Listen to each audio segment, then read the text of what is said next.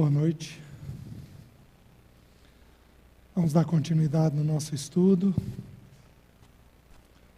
Nosso tema central é a depressão, porém eu pedi para os irmãos algumas reuniões para nós podermos estudar esse tema. Nós já na primeira reunião estudamos um pouquinho sobre nós entendermos o funcionamento da nossa alma. Na segunda reunião nós estudamos sobre ansiedade. A terceira reunião foram os antídotos da ansiedade. Semana passada nós começamos a estudar sobre lidando com a dor, porque no final das contas é a dor que produz tanto a ansiedade quanto a depressão. Então o Wagner me permitiu ter uma reunião a mais para poder com calma hoje eu fechar esse tema sobre a questão da dor. Semana que vem nós vamos estudar a respeito da depressão em si. Nós vamos estudar sobre a crise de Elias, lá no livro de Reis. E o último estudo nosso, dia 21, vai ser sobre a questão da nossa filiação. Obrigado, irmão.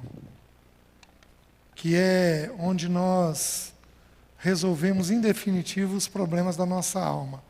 Quando a gente aprende a ser filho de Deus. Se, pois, o Filho vos libertar, verdadeiramente sereis livres. Vamos fazer uma coisa diferente hoje? Vamos aí de 2 em 2, 3 em 3, vamos orar? Vamos colocar a reunião diante do Senhor. Vamos pedir uma visitação do Senhor sobre nós. Se você de alguma forma está aprendendo esse assunto da dor, coloca isso diante de Deus. Então, reúna aí de 2 em 2, de 3 em 3. Vamos fazer um clamor ao Senhor aí, todos nós, por favor. Vamos lá?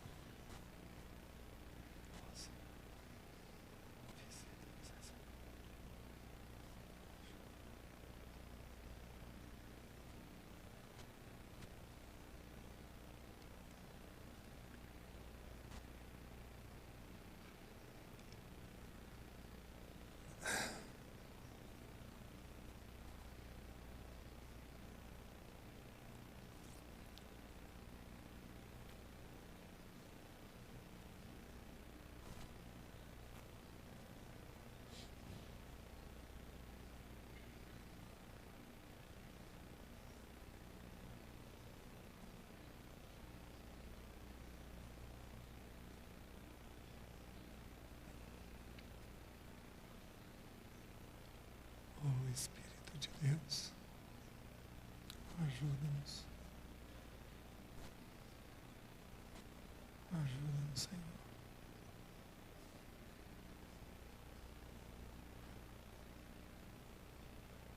Ouve o clamor, Senhor. Ouve o clamor da Tua igreja. Em nome de Jesus. Ouve o clamor do Teu povo. Aleluia.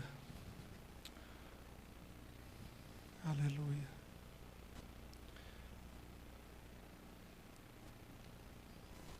Pai, nós te bendizemos e reconhecemos o quanto nós necessitamos do Teu Espírito Santo.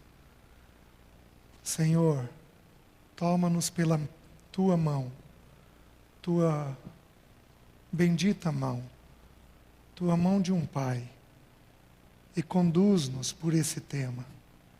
Ajuda-nos, Espírito Santo de Deus, a entendermos as verdades da Tua palavra e aplica isso a cada um de nós, dentro das nossas realidades. Eu oro em nome de Jesus. Amém. Meus queridos, a dor é uma coisa que toca todos nós, como nós já começamos a ver na semana passada. É impossível vivermos sem dor. Existem dores de todo tipo. Existem dores físicas que são tranquilas, são suportáveis. existem dores físicas que são terríveis de você lidar, existem dores da alma que são possíveis de nós lidarmos, existem dores da alma que são terríveis, só são consoladas com muita misericórdia, com muita graça da parte de Deus. Existem pessoas mais duras com relação à dor, menos sensíveis à dor da vida, seja a dor emocional, seja a dor física. Tem pessoas com muito mais sensibilidade à dor física, à dor emocional, tem tantas coisas. Nós temos tantos textos nas Escrituras para nós podermos ver.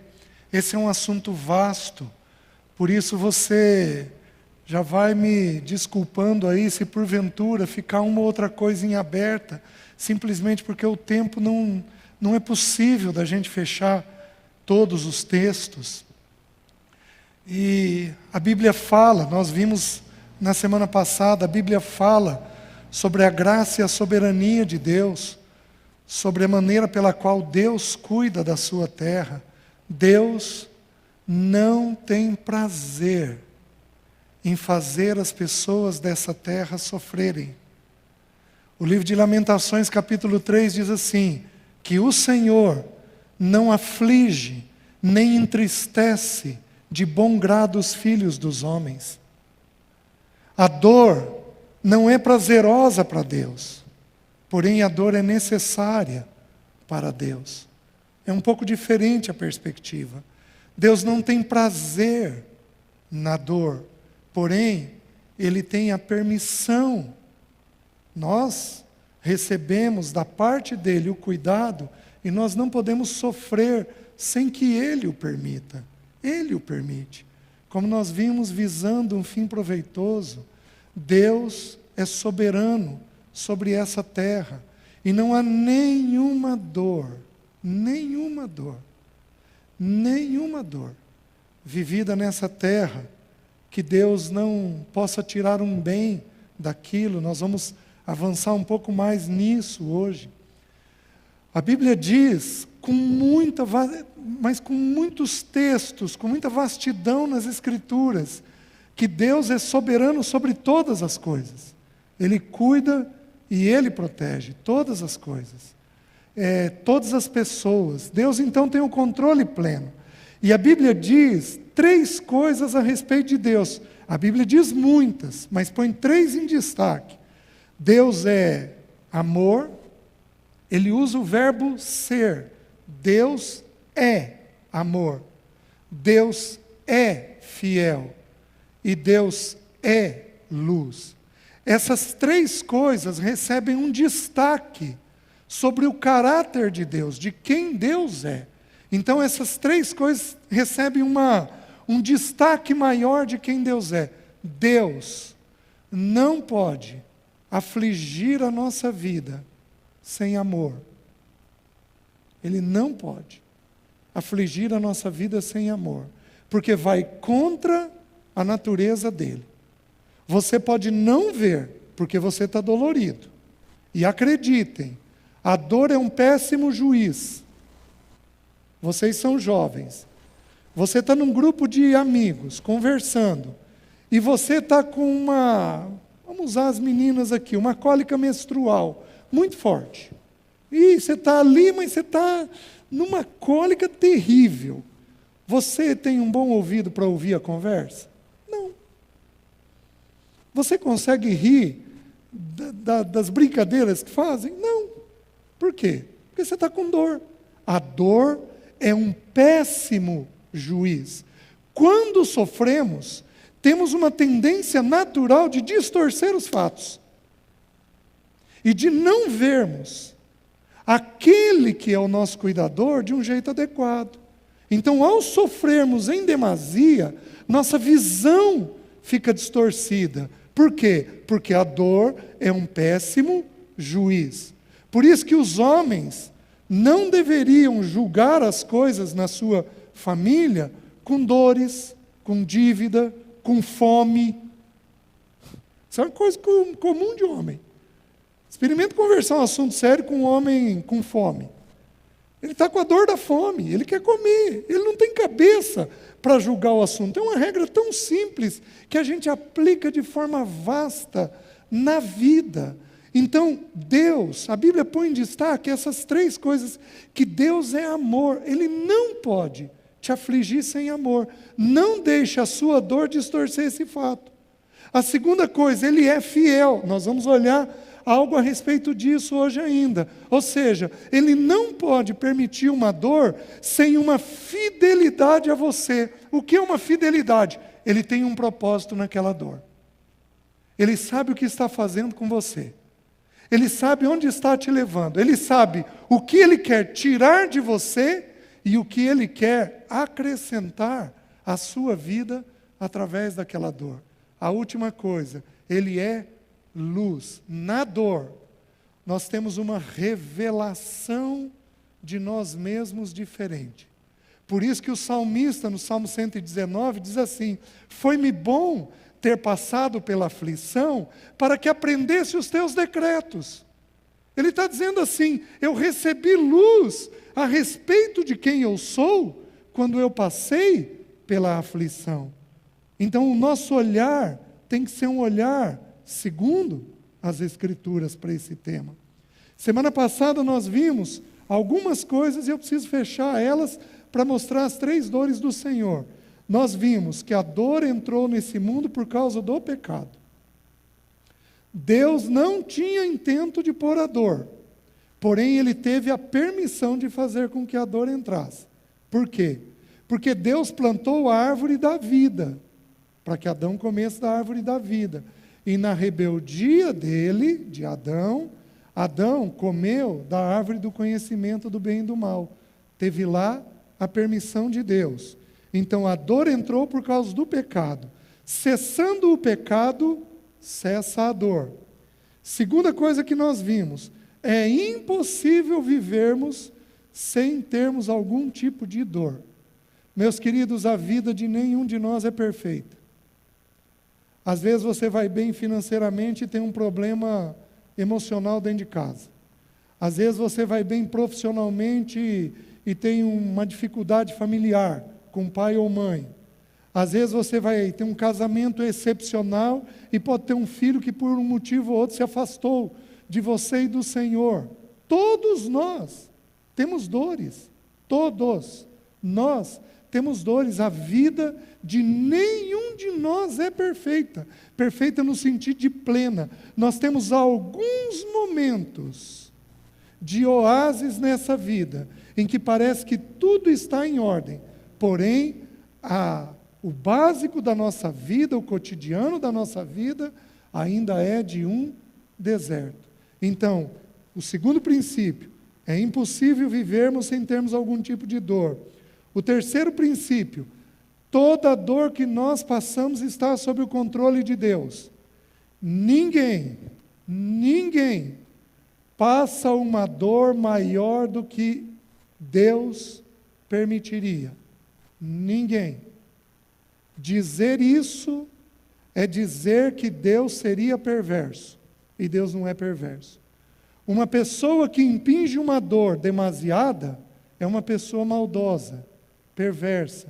Alguém perguntou na semana passada, foi uma boa pergunta, o texto de 2 aos Coríntios, capítulo 1, quando Paulo teve uma dor tão intensa, que ele diz que foi acima das forças, a ponto de desesperarmos até da própria vida.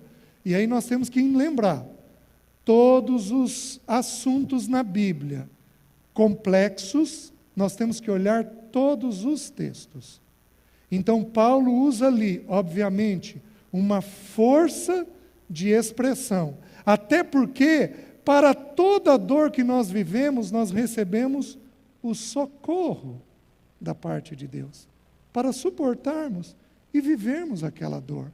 Então, toda dor que vivemos, seja ela qual for, e queridos,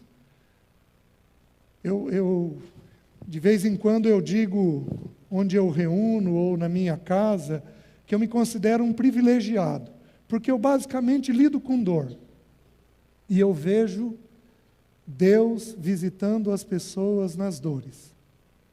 Existem livros em que são extraordinários. Extraordinários. Tem um livro a respeito de abuso sexual na infância. Um livro cristão, que é uma das piores dores que a gente vê. Uma das piores dores vistas.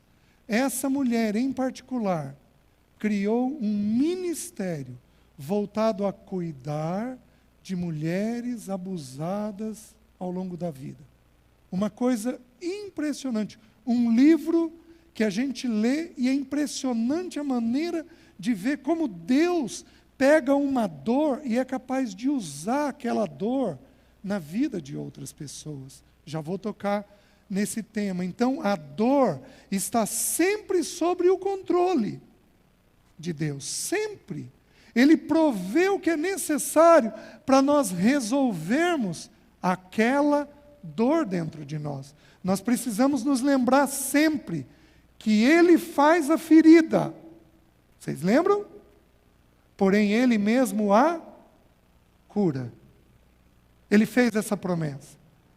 E algumas feridas têm que ser abertas, expurgadas, limpas, cuidadas ao longo de dias e semanas, às vezes meses e anos, quando são feridas emocionais, elas têm que ser abertas, expurgadas, até que chega um momento que elas fecham. Algumas fecham sem cicatriz, como se você nunca tivesse passado por aquilo. Algumas outras fecham com cicatriz, porém elas fecham. Louvado seja o nome do Senhor.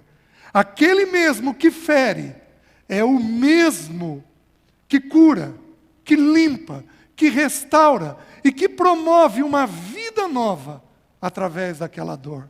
Terceiro princípio, então, a dor do homem está sob o controle de Deus. Quarto princípio que nós vimos semana passada, toda dor tem uma finalidade. Qual é a finalidade de Deus? Sempre, sempre, sempre produzir em nós a vida do Filho. Sempre produzir em nós Cristo. Por que que um é tocado na dor financeira? Por que que outro é tocado na dor relacional? Por que que um é tocado na dor familiar? Por que que outro foi tocado num abuso? Meus queridos, Deus é quem decide o tipo de dor que cada um de nós teremos. Deus decide o tipo de dor que cada um de nós teremos. Eu tenho as minhas. Há 5 anos atrás eu tive uma dor emocional, que eu acho que foi espiritual também, tão violenta. Alguém falou algo a meu respeito de forma tão violenta que eu tive pneumonia. Nunca tive pneumonia na vida. Depois de 3 meses com aquele negócio dentro de mim, acordei um dia com febre. Fui ver, estava com pneumonia. Fui tratado, curado, e aí pus o joelho no chão, e com alguns dias, depois de pôr o joelho no chão, o Senhor me visitou, passou um bálsamo naquela ferida. Com todos nós, isso vai acontecer. Todos nós, de alguma forma, vamos encontrar a vida do Filho. A vida do Filho. Qual foi o aprendizado para mim naquela época? Uma liçãozinha básica, chamada perdão. Nunca tinha tido problema com isso. E aquela vez, o Senhor trouxe uma lição chamada perdão. Depois de algumas semanas, com o joelho no chão, o Senhor me visitou numa ceia. E num toque, num texto bíblico, eu fui curado. Oh, meus queridos, Deus elege o tipo de dor que cada um de nós vai ter. Ele, na paternidade do amor, no cuidado, na fidelidade dele, ele determina o tipo de dor que nós vamos ter. O que nós precisamos fazer é encontrar Cristo naquela dor. Até aqui nós fomos. Tem mais 2 pontos que eu quero destacar. 3 pontos. 5º ponto. O sofrimento tem a ver sempre com edificação. Porém, nem sempre a edificação é apenas nossa. Porque às vezes a edificação é dos outros. Abram, por favor, em primeiro Colossenses capítulo 1, 24. Colossenses capítulo 1, versículo 24.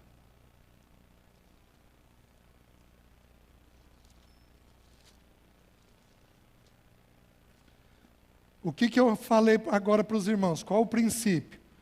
O sofrimento tem a ver sempre com edificação. Nem sempre apenas a edificação nossa, mas às vezes a edificação dos outros. Olha esse versículo, que coisa maravilhosa. Colossenses 1, 24. Diz assim: agora me regozijo nos meus sofrimentos por vós, e preencho o que resta das aflições de Cristo na minha carne, a favor do seu corpo, que é a igreja. Meus queridos, olha a profundidade desse texto. O texto está dizendo que resta algum tanto de aflição de Cristo. Porém, nós temos que já deixar claro o seguinte: Cristo sofreu a nível de redenção, de remir o ser humano do pecado, de capacitar o ser humano. Cristo fez tudo o que era necessário, porque Ele disse na cruz, tetelestai, está consumado. Então, o que o texto está dizendo que resta um tanto de aflição de Cristo? O texto está nos ensinando o seguinte, que nós precisamos dos sofrimentos uns dos outros para crescermos. Então, eu preencho, agora me regozijo nos meus sofrimentos por vós. Você não precisa abrir, mas depois você vai até Tiago 5, 10 e 11 e diz assim: tomai por modelo de sofrimento os profetas. Nós precisamos do modelo de Cristo. E nós precisamos de irmãos perto de nós, que passem pelo processo de dor, que passem pelo processo de cruz, que se sujeitem ao processo da dor, que encontrem o caminho da obediência no Senhor, para que esses irmãos deem para nós um testemunho de avanço, um testemunho de capacidade espiritual, de visitação de Deus sobre eles. Por isso Paulo vai dizer tão prontamente assim: sede meus imitadores, como nós somos, como eu sou de Cristo. Meus queridos, aprove a Deus que o modelo de sofrimento de Cristo fosse pleno e suficiente, mas aprove a Deus, pela nossa alma, pela nossa humanidade, colocar perto de nós modelos ainda mais próximos, que passem pela dor e que nos ensinem a respeito da dor. O mesmo texto de Tiago, no versículo 11, vai mandar nós olharmos, tende ouvido a paciência de Jó. Quem de nós aqui já não foi edificado no livro de Jó, ao lidarmos com a dor? Então, o texto ensina que existem algumas dores, às vezes, que nós vamos passar, que obviamente é para a edificação nossa, mas não apenas nossa. Deus quer usar aquela dor que nós estamos passando para edificar outras pessoas. Os irmãos estão entendendo? Eu fui escravo de compulsões na minha vida lá atrás, muitas indisciplinas. Não sei quantos irmãos eu já pude abençoar depois que o Senhor me livrou daquela carnalidade. Alguns dos irmãos aqui são irmãos sofridos, doídos. Você precisa entender que aquela área que o Senhor produziu uma dor dentro de você, em primeiro lugar tem que ser resolvida em você, para que depois o Senhor te levante com graça, com autoridade, para edificar a vida de outras pessoas. Meus queridos, um irmão que não aprendeu a sofrer é um irmão sem misericórdia. Um irmão que não aprendeu a sofrer é um irmão sem misericórdia. Que é uma coisa da faceta básica de Deus, do caráter básico de Deus. A dor nos humaniza, a dor nos ajuda a compreender a graça de Deus, a misericórdia de Deus, a longanimidade de Deus. A dor nos ajuda a compreender as pessoas. Então Deus, o quinto princípio que eu estou levantando é que as dores que você tem podem não ser apenas para a sua edificação, pode ser que Deus tenha levantado algumas dessas dores visando a edificação de outras pessoas. No próprio texto de 2 porque temos recebido do Senhor um consolo, para podermos consolar aos que estiverem em qualquer angústia. Quando eu sou consolado na minha dor, visitado na minha dor, então eu sou encontrado apto por Deus, para poder visitar os outros e cuidar dos outros. Os irmãos estão entendendo? Então não deixe a tua dor te consumir. Livre-se da queixa. Livre-se da autopiedade, como nós vimos semana passada. Livre-se disso, com urgência. Porém, olhe com profunda firmeza. Senhor, passa um bálsamo na minha dor e me capacita a ajudar aqueles que têm necessidade. Porque há muita gente com necessidade. Quinto princípio. Sexto princípio. Eu disse isso nas respostas e eu preciso colocar isso novamente. A dor tem apenas 4 origens. A dor vem ou do pecado original, todos nós passamos por isso. A dor entrou porque o salário do pecado é a morte. A dor vem por pecado individual, porque tudo que o homem planta, ele colhe. Plantei gasto, colhi dívida. Plantei gasto excessivo, colhi dívida. Estou sofrendo a dor da dívida porque plantei algo que não podia ter plantado. Apenas um exemplo.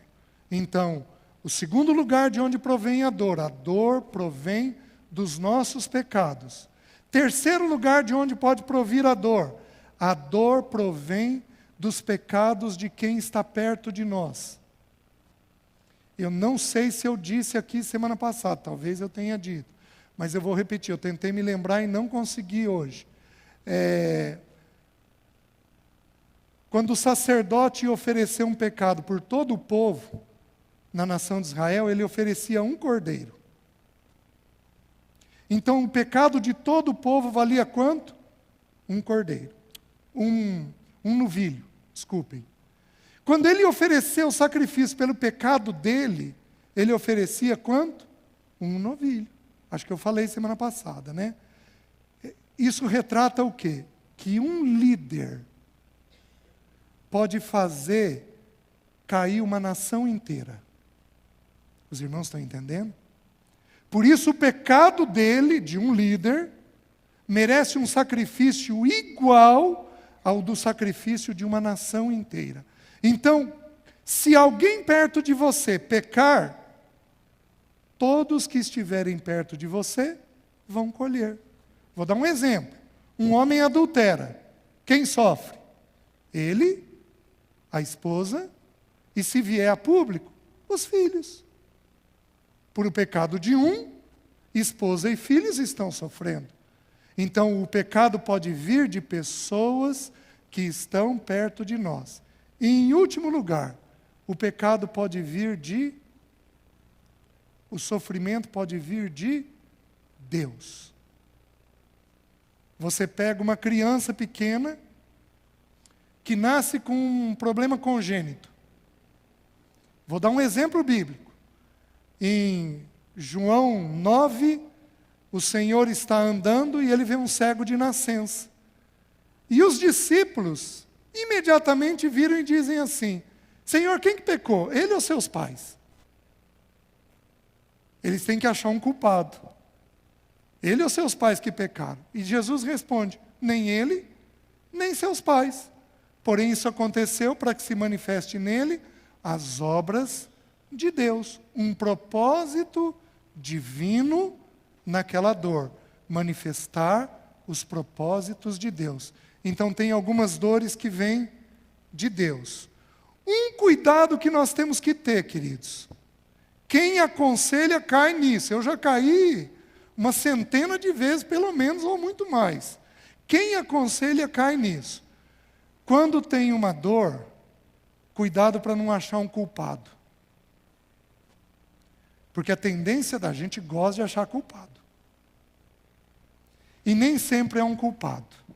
Como eu estou dizendo aqui, tem algumas situações que simplesmente Deus permitiu. Ele quem trouxe, sem que houvesse um pecado específico de alguém. Sempre vai ter a permissão de Deus, porque nós não podemos sofrer sem a permissão dele.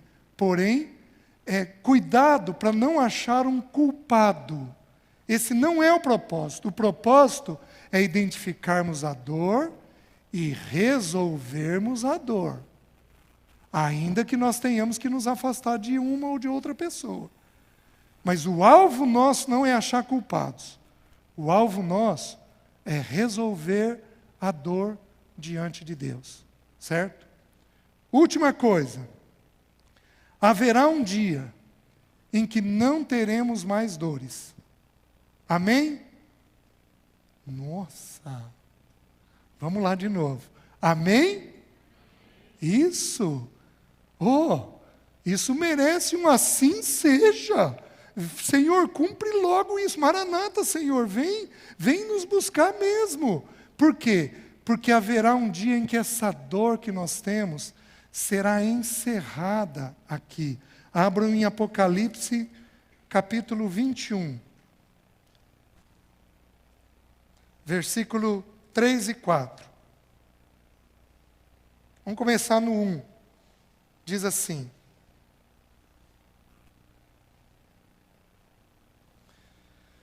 Apocalipse 21, de 1 a 4. Vi novo céu e nova terra, pois o primeiro céu e a primeira terra passaram, e o mar já não existe. Vi também a cidade santa, a nova Jerusalém, que descia do céu da parte de Deus, ataviada como noiva adornada para seu esposo. Então ouvi grande voz vinda do trono, dizendo: Eis o tabernáculo de Deus com os homens. Deus habitará com eles. Eles serão povos de Deus, e Deus mesmo estará com eles. E lhes enxugará dos olhos toda lágrima, e a morte já não existirá. Já não haverá luto, nem pranto, nem dor, porque as primeiras coisas passaram. Amém? Esperamos esse dia, buscamos esse dia, aguardamos esse dia, oramos por esse dia. Vem, Senhor Jesus. A Bíblia nos ensina a fazermos isso, a apressarmos a vinda do nosso Senhor em oração, buscando e esperando que Ele venha para um dia estarmos com o nosso Deus e Pai. Pois bem, terminei a introdução. E agora eu quero partilhar com bastante objetividade as 3 dores vividas pelo Senhor, segundo o meu entendimento, nas Escrituras. O que eu preciso explicar para vocês? Tudo aquilo que Jesus viveu encarnado, nós viveremos. Jesus, como Filho de Deus, Ele viveu algo que nenhum de nós pode viver. Porque Ele era Deus. Ele era 100% homem, 100% Deus. Por exemplo, uma coisa que Jesus viveu como Filho de Deus, que nenhum de nós pode viver. Ele pagou o preço do pecado na cruz. Nenhum de nós pode viver isso. Porque tinha que ser o justo pelo injusto, o santo pelo ímpio. E só Jesus conseguiu guardar a lei. Nenhum de nós guardaria a lei. Então, há uma coisa que Jesus viveu que nenhum de nós poderíamos viver. Ele viveu isso como Filho de Deus. Mas, queridos, por que a Bíblia apresenta Jesus como Filho do homem? Porque tudo aquilo que Jesus viveu como homem representa que eu e você passaremos. Nós teremos que nos sujeitar àquele processo. Vou dar um exemplo para vocês. Jesus passou por um batismo de arrependimento. Mas deixa eu perguntar para você. Jesus tinha alguma coisa para se arrepender? Por que ele se sujeitou a um batismo de arrependimento? Porque como homem, ele está mostrando para mim e para você que nós temos que nos arrepender. E é interessante, queridos, porque a palavra arrependimento significa metanoia, mudança de entendimento. Mas existem um ou outro autor que, ao juntar as duas palavras, ao trabalhar a palavra separado, a palavra metanoia significa perceber depois. Então, o que é arrependimento para nós? É perceber depois. E aí, oh Deus, me perdoa, errei, tenho que voltar, tenho que fazer. Jesus, queridos, é tão singular que o batismo dele foi curioso. Ele passou por um batismo sem ter pecado. Mas ele passa por um batismo de arrependimento, porque 3 anos depois o pecado de toda a humanidade seria colocado no ombro dele. Jesus mostra como é que é para nós lidarmos com o pecado. Nós lidamos com o pecado antes e não depois. A gente tem que estar preparado, atento, vigilante, para cuidar do pecado. Então o Senhor passa por um batismo de arrependimento. Eu e você teremos que passar. No 7º estudo eu vou trabalhar essa frase com vocês. A voz do Pai vem sobre o Filho e diz assim: este é meu Filho amado, em quem tenho todo o meu prazer. Nós vamos trabalhar esse estudo aqui só. O que é meu Filho amado, em quem tenho todo o meu prazer? Ele ouviu do Pai essa voz. Eu e você vamos ouvir do Pai a mesma voz. Você é meu.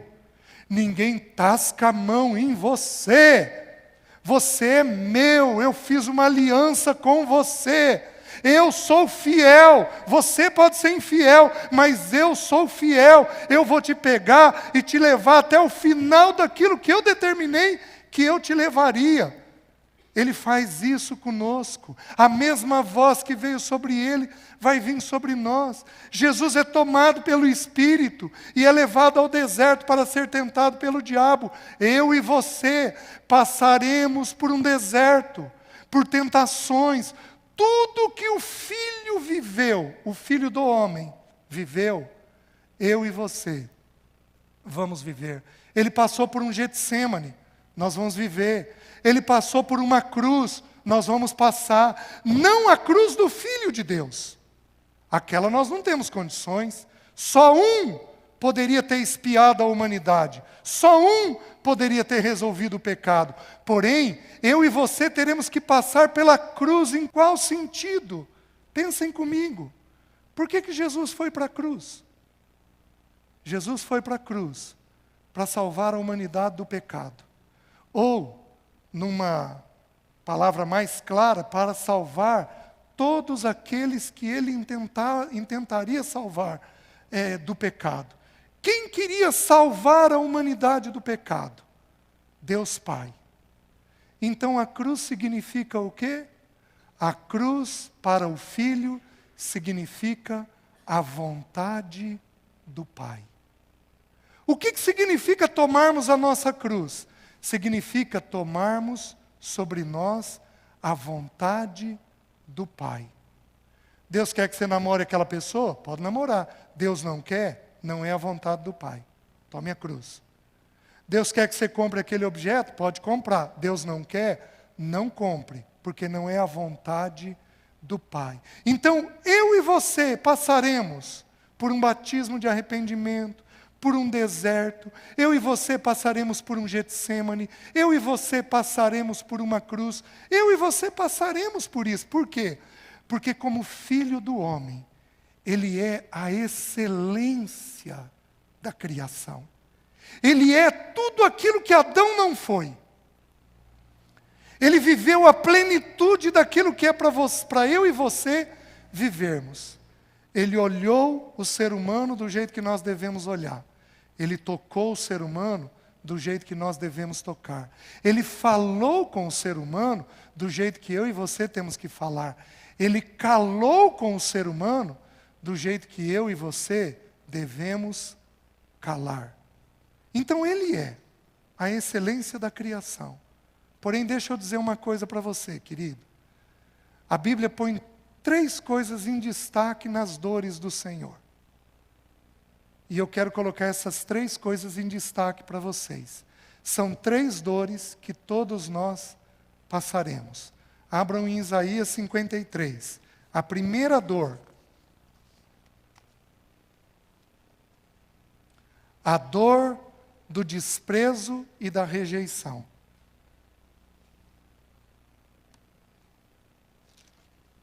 Isaías 53. Quem aqui essa semana foi rejeitado? Levanta a mão. Só? Quem aqui esse ano foi rejeitado? Isso. Quem aqui já foi rejeitado dentro de casa? Oh! Quem aqui já foi rejeitado por irmãos de sangue? Quem aqui já foi rejeitado por irmãos da fé? É. Quem aqui já foi rejeitado no trabalho? Desprezo e rejeição é coisa que todos nós vamos viver. Deixa eu ler o texto para os irmãos. Isaías 53, versículo 1. Quem creu em nossa pregação, e a quem foi revelado o braço do Senhor, porque foi subindo como renovo perante ele, e como raiz de uma terra seca. Não tinha aparência, nem formosura.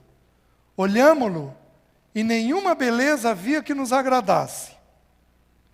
Era desprezado, e o mais rejeitado entre os homens, homem de dores, e que sabe o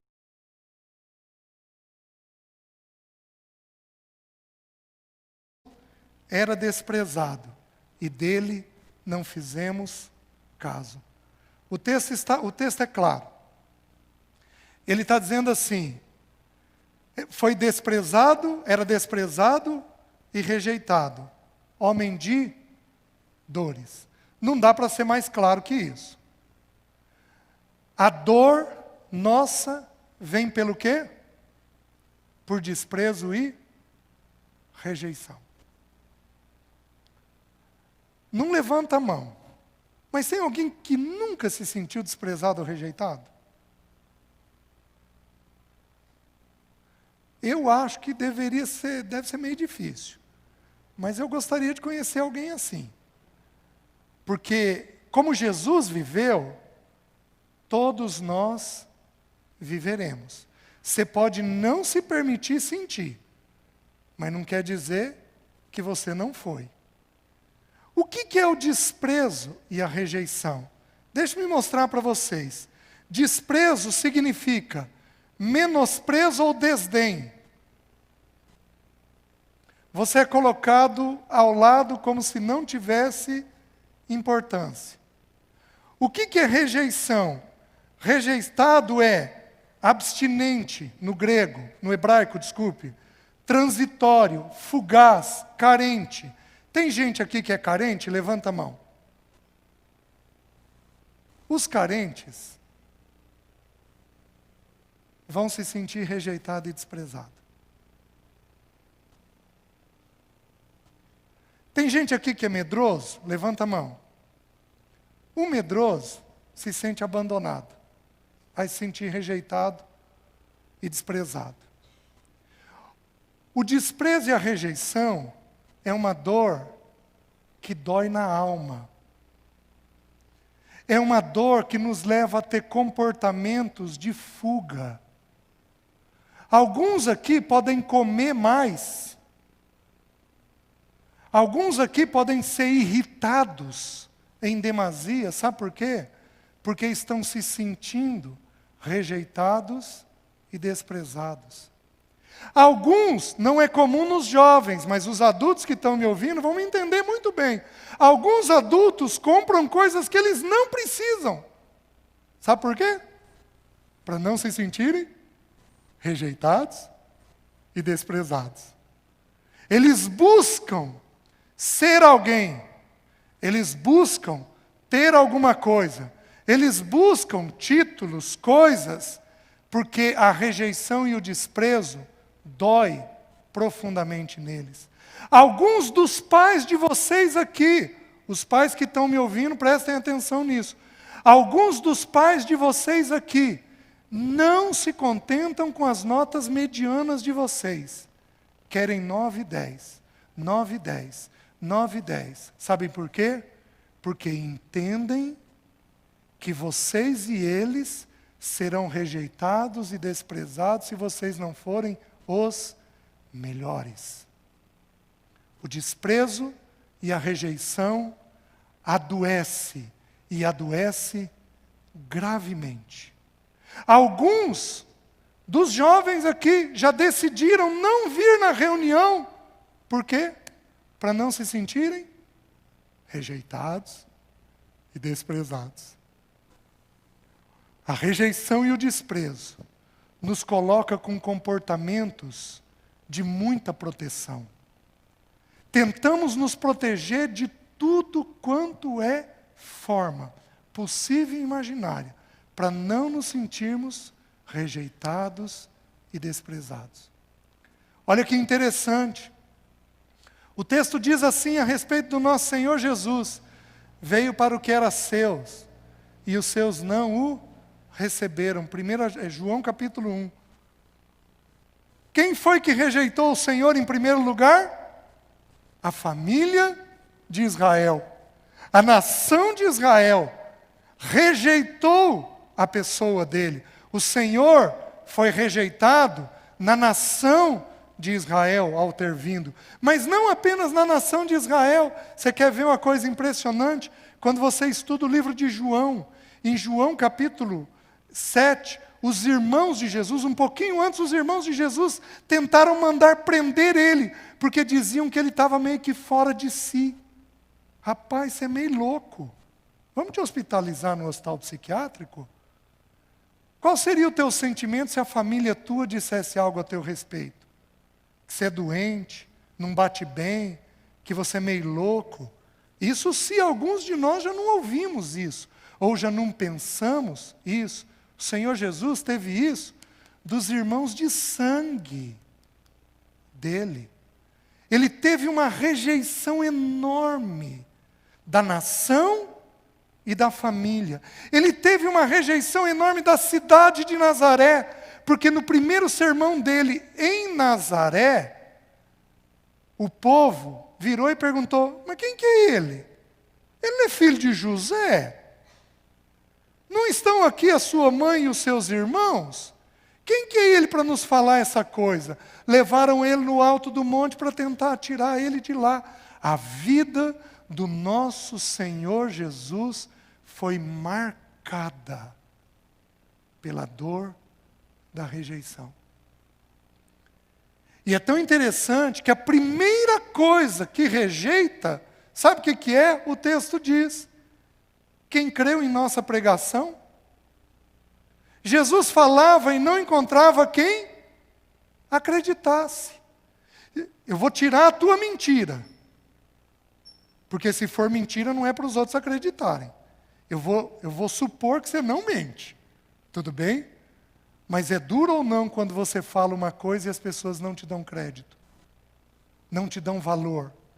Aquilo que você está falando não é levado em conta, não é considerado. Meus queridos, desprezo e rejeição. Isso nos leva a nos tornar homem de dores.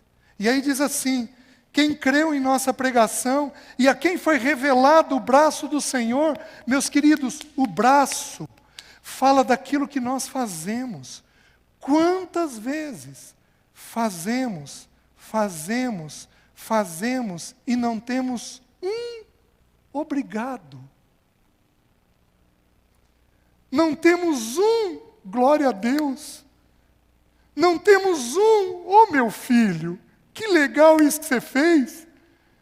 Não temos um afago de carinho de pai ou de mãe. Estamos fazendo, trabalhando, cuidando, porém não recebemos isso de fora. Meus queridos, olha o teu irmão mais velho, porque ele falou e não ouviram, ele fez e não deram atenção. Dói, mas calma que para toda dor Deus deu uma escapatória, uma solução, uma finalidade. E aí no versículo 2 ele diz assim: porque foi subindo como renovo perante ele, e como raiz de uma terra seca, não tinha aparência nem formosura, olhamo-no, e nenhuma beleza havia que nos agradasse. Deixa eu fazer uma pergunta aqui para as meninas: você é bonita ou feia?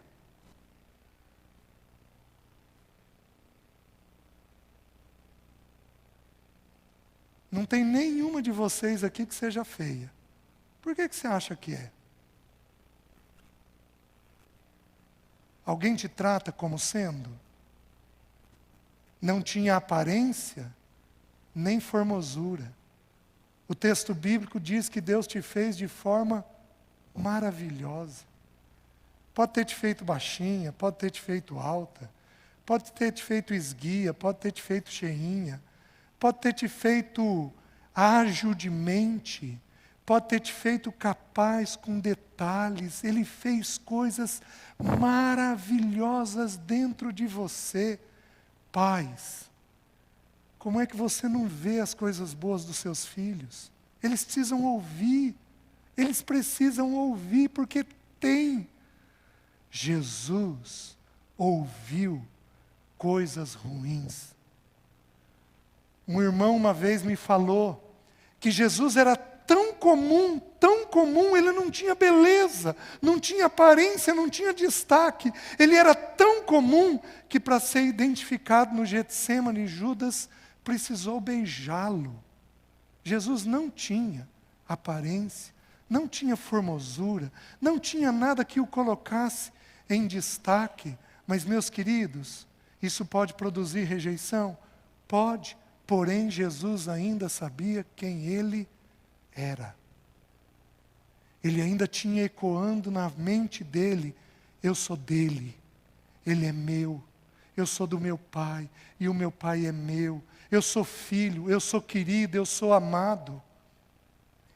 Se não encontramos isso em casa, sempre encontraremos na igreja, em alguns irmãos, e encontraremos sempre em Deus Pai uma plena aceitação. O fato é o seguinte: o desprezo e a rejeição leva a gente a se sentir altamente dolorido. E vou um pouquinho mais longe. Se o desprezo e a rejeição vierem de pessoas perto, dói mais. Não era para um pai ou uma mãe rejeitarem. Não era para um irmão rejeitar. Não era. Não era para a igreja rejeitar. Alguns irmãos da igreja rejeitarem, não a igreja. Não era, porém, vai acontecer. E assim como Jesus passou, você passará. E eu quero fechar essa dor do nosso Senhor com uma coisa. O texto diz assim: era rejeitado e o mais, era desprezado e o rejeitado. Homem de dores. E aí diz assim: experimentado no sofrimento. O que Jesus fez? Fez a dor da rejeição amadurecê-lo como pessoa. Porque ele se prendeu no Pai. Ele se prendeu naquele que o amava. Ele se prendeu naquele que sabia quem ele era. Ele aprendeu a encontrar em uma pessoa aquele que ia reclinar a cabeça no peito dele.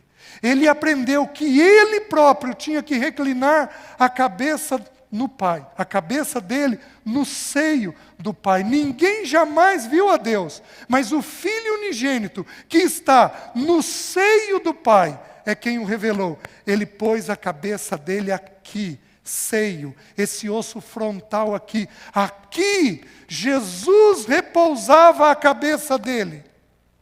Ele tinha a cabeça dele repousada no peito do Pai. E ele entendia tanto de dor e de rejeição, que João encontrou o peito do Filho. Porque Jesus nos acolhe, ele é um irmão mais velho, que nunca nos rejeita. A minha versão atualizada diz, e que sabe o que é padecer. Tem uma versão, se não me engano, católica, que diz, experimentado no sofrimento. Não deixe o desprezo e a rejeição te abaterem. Mas pegue o desprezo e a rejeição e aprenda a buscar em Deus quem você é, aquilo que Ele pensa de você. Amém? Vamos lá de novo. Amém? Isso. Segunda verdade, segunda dor que o Senhor viveu. Essa dor, o texto não diz com clareza, mas ele sugere isso com todas as letras. Deixe-me mostrar para vocês. Abram em Lucas, capítulo 22. Segunda dor que o Senhor vive. Lucas 22, versículo 39 a 46. E saindo foi, como de costume, para o Monte das Oliveiras, e os discípulos o acompanharam. Lucas 22, 40 agora. Chegando ao lugar escolhido, Jesus lhes disse, orai para que não entreis em tentação. Ele, por sua vez, se afastou cerca de um tiro de pedra, e de joelhos orava, dizendo, Pai, se queres, passa de mim este cálice. Contudo, não se faça a minha vontade, e sim a tua. Então lhe apareceu um anjo do céu que o confortava. E estando em agonia, orava mais intensamente. E aconteceu que o seu suor se tornou como gotas de sangue, caindo sobre a terra. Levantando-se da oração, foi ter com os discípulos e os achou dormindo de tristeza. E disse-lhes, por que estáis dormindo? Levantai-vos e orai, para que não entreis em tentação. Como que eu sei que o Senhor está em dor? Eu sei que o Senhor está em dor não porque o texto relatou, mas porque Ele suou sangue. Ele está num conflito na alma dele a tal ponto, tem tanta adrenalina no corpo do nosso Senhor, a tal ponto, que as células, as camadas das células se rompem. A última camada nossa da pele, a terceira camada, rompe. De tanta agonia que o Senhor tem. Eu e você temos algo parecido, porém numa escala muito menor. Uma palpitação no peito, um pouquinho de tontura, um suor, sinal de que nós estamos em agonia, em sofrimento. Mas o nosso Senhor teve uma coisa chamada hematidrose, onde as células capilares rompem e a pessoa começa então a suar sangue. Se você buscar hematidrose no Google, você vai encontrar o que você não deve fazer, tá? Google não é uma boa, nem sempre é um bom lugar, especialmente para as questões de saúde. Mas eles vão trazer como alguém que chora sangue. Então, a pele, as células rompem e ela começa a transpirar sangue. Isso é raro, é muito incomum de acontecer e é um nível de sofrimento muito grande pelo qual o corpo está passando. Mas, meus queridos, qual é o sofrimento que Jesus está passando? Ele está no Getsêmani. Qual é a dor que ele está passando? Pensem comigo. É a dor da morte? Não. Eu vou te responder com um texto bíblico. Porque João 10, Jesus diz assim: recebi do meu Pai o direito de entregar a minha vida e também de reavê-la. Então ele não está preocupado com a morte, porque ele sabia que ele ia retomar a vida. É a dor do sofrimento físico que ele vai passar? Não, porque João 12, Jesus diz assim: e que direi eu? Pai, salva-me desta hora, mas precisamente para este fim eu vim. Então ele veio com aquela finalidade. Então Jesus está querendo evitar a dor física, as feridas, os machucados, a abertura de pele, a morte de cruz, os cravos na mão, nos pés. É isso que ele quer evitar? Não, porque o texto bíblico diz claramente que não. Qual é a dor que o nosso Senhor vai passar? Meus queridos, a dor do nosso Senhor é que ele seria separado do Pai. Às 9 horas da manhã, quando ele é crucificado, ele diz assim: Pai, perdoa-lhes porque não sabem o que fazem. Então, às 9 horas da manhã, quem está com ele na cruz? O Pai. Segundo aos Coríntios 5 diz que Deus estava em Cristo, reconciliando consigo mesmo o mundo. O Pai estava com ele. Porém, ao meio-dia, o meu e o seu pecado é colocado sobre o Senhor. E aí o mesmo Jesus que tinha orado, Pai, diz assim: Deus meu, por que me desamparaste? Meus queridos, a dor da solidão. Porque a solidão dói. Jesus viveu a pior solidão que um homem nessa terra pode viver: a solidão do seu Criador, o afastamento do seu Criador, quando o pecado é colocado sobre ele. Eu e você, quando nascemos de novo, temos a presença do Pai conosco o tempo todo. Porém, vivemos dores de solidão o tempo todo. Jesus também viveu.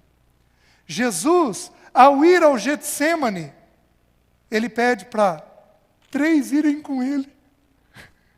Por que ele pede para 3 irem com ele? Porque ele está vislumbrando que ele ficaria só, afastado do Pai. Ele pede a presença de pessoas. Meus queridos, solidão dói. Alguns de nós aqui somos altamente relacionais. E alguns de nós aqui somos extremamente reservados. Mas, em geral, não somos reservados porque nós não gostamos de pessoas. Somos reservados porque nós temos medo de sermos rejeitados. A segunda dor, em geral, deriva da primeira. Quando somos desprezados e rejeitados, vamos viver a dor da solidão. Porém, toda dor, como eu estou falando para vocês, tem uma finalidade, tem um socorro dentro dela. Na dor do desprezo e da rejeição, Jesus encontrou a maturidade. E na dor da solidão, o que Jesus encontra? Não precisam abrir, mas anotem. João 16, 32. Jesus no cenáculo, um pouquinho antes desse evento, algumas horas antes desse evento, Jesus diz assim: todos vocês vão me deixar. Porém, eu não estou só, porque o Pai está comigo. Preste atenção. Na solidão, nós temos a dádiva de encontrarmos o Pai. Por isso não há jeito de vocês serem feitos em homens e mulheres de Deus, se Deus não levá-los em alguns momentos a passarem por momentos de solidão. Se você olhar todas as Escrituras, você vai encontrar homens de Deus solitários. Começo com Noé. Eu posso voltar um pouco e chegar a Enoque. Quem que andava com Enoque? Ninguém, só Deus. Solitário. Porém, que ele encontrou? Deus. Noé, quem que andava com Noé na geração dele? Era desprezado, agredido, zombado. 120 anos construindo um barco. Nunca tinha chovido na terra. Ele construindo um barco porque ia chover. Pirado geral, o povo ia dizer a respeito dele. Quem que ele encontrou naquela arca? Encontrou Deus. Moisés, 40 anos no palácio. Deus o tira do Egito e o leva para um deserto. No meio de uma sarça, quem que ele encontra? O Pai. Davi, 7 irmãos, passaram diante de Samuel.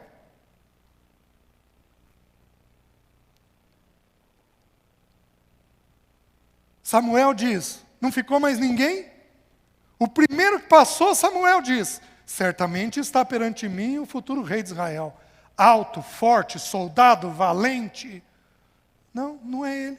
Porque você está olhando a aparência e eu não olho a aparência. Não sobrou mais nenhum filho. Eu tenho um outro lá no pasto, cuidando das ovelhas. Meus queridos, cuidando das ovelhas, quem que Davi encontrou? Deus Pai. Ao lutar com o urso, quem que Davi encontrou? Deus Pai. Ao lutar com um leão, quem que Davi encontrou? Deus, o Pai. Na solidão, você encontra Deus.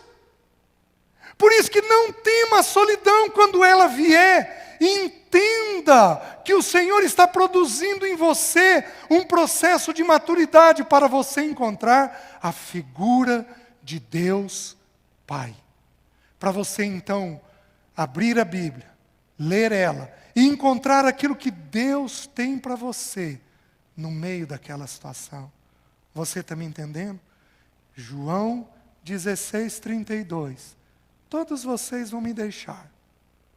Porém, eu não estou só, porque o Pai está comigo. Você está me entendendo? As ocasiões em que o Senhor te deixar sozinho, o marido não consegue te entender, parece que o chefe não te compreende, parece que os colegas não te entendem, parece que você fala na igreja e é uma voz vazia, parece que você diz alguma coisa e ninguém compreende. Não se assuste. Vai doer? Vai. Porém, você precisa entender que você tem a grande oportunidade de encontrar o Pai. Amém? E para nós encerrarmos, a terceira dor do nosso Senhor. Abram em Hebreus, o sofrimento da morte dele. Hebreus capítulo 2. Lá diz assim: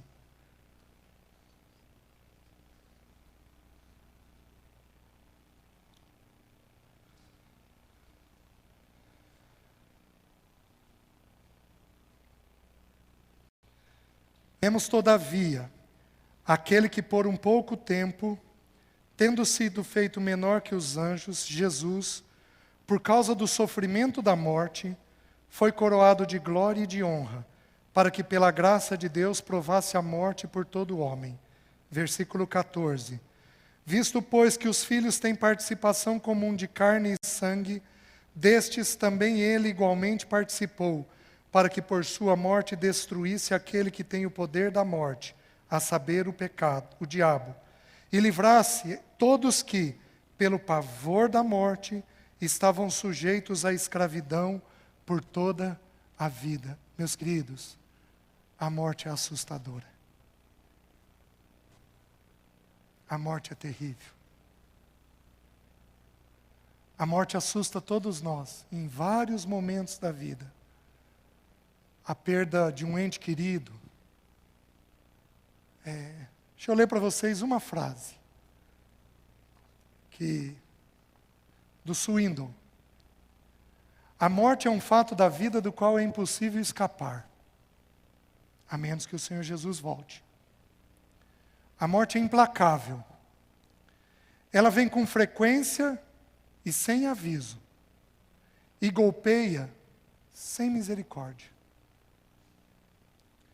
A morte é inexorável, inflexível. Não pode ser enganada, subornada, lograda, superada ou iludida. A morte é indiscriminada. Ela pega o jovem e o velho, o pobre e o rico, o doente e o saudável, o ímpio e o benevolente. A morte é universal. Todos, no fim, sucumbem à sua escuridão. A morte é uma dura realidade da vida, mas nem sempre foi assim, e ela não precisa ser o fim. Queridos, os medos que nós temos na vida, todos eles, estão ligados ao medo da morte. Todos. Por mais simples que ele seja, está ligado a algum tipo de perda que você vai ter. A Bíblia diz que Jesus teve o sofrimento da morte. A Bíblia diz em Hebreus que a morte nos mantinha sujeitos à escravidão por toda a vida. A Bíblia diz que nós tínhamos ou temos pavor da morte. A morte é um assunto difícil. Não é fácil. Quem aqui tem medo da morte? Apesar de vocês serem jovens, levanta a mão. Quem aqui costuma pensar em coisas que podem te matar? Levanta a mão. São poucos. Eu acho que vão ser mais, se a gente espremer. A morte é um assunto delicado. E se você não pensa, possivelmente é porque você tem muito medo dela. E você se livra do medo de que jeito? Não pensando. Certo? A morte é assim. Deixe-me dar uma sugestão. Leia um livro que foi reeditado agora, chamado Você Está Preparado?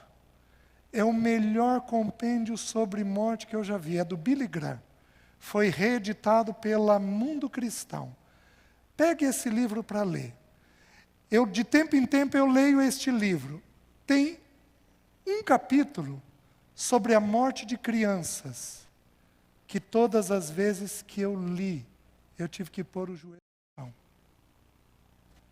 De ver como algumas pessoas conseguem enxergar a morte do ponto de vista de Deus. A morte é um assunto delicado, que não é a nossa finalidade. A finalidade aqui ela produz sofrimento. Este tema produz sofrimento. E o que nós precisamos fazer? Encontrar a solução.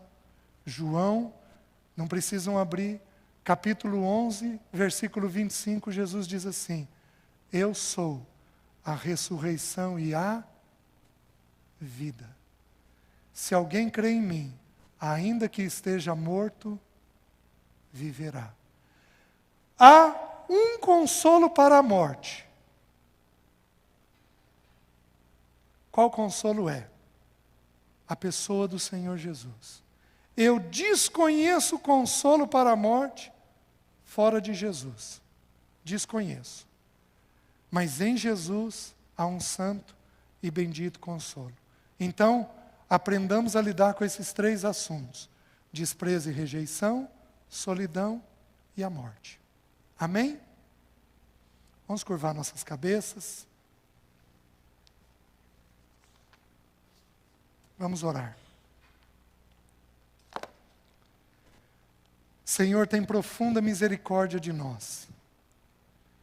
E ensina-nos a lidar com as dores da vida. Ensina-nos a em todas as coisas olharmos com os teus olhos. Eu oro, Senhor, por aqueles jovens que se sentem rejeitados e desprezados.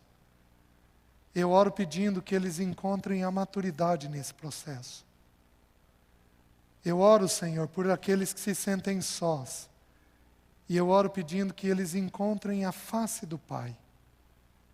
Eu oro por aqueles que têm medo da tragédia da morte. E eu peço que eles encontrem a vida que há em Cristo, a ressurreição no nosso Senhor. Pai, visita-nos. Visita esse povo que se reúne em Teu nome.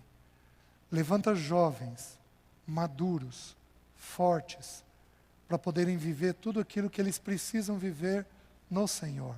Eu oro em nome de Jesus. Amém. Amém. Obrigado à tolerância de vocês, viu?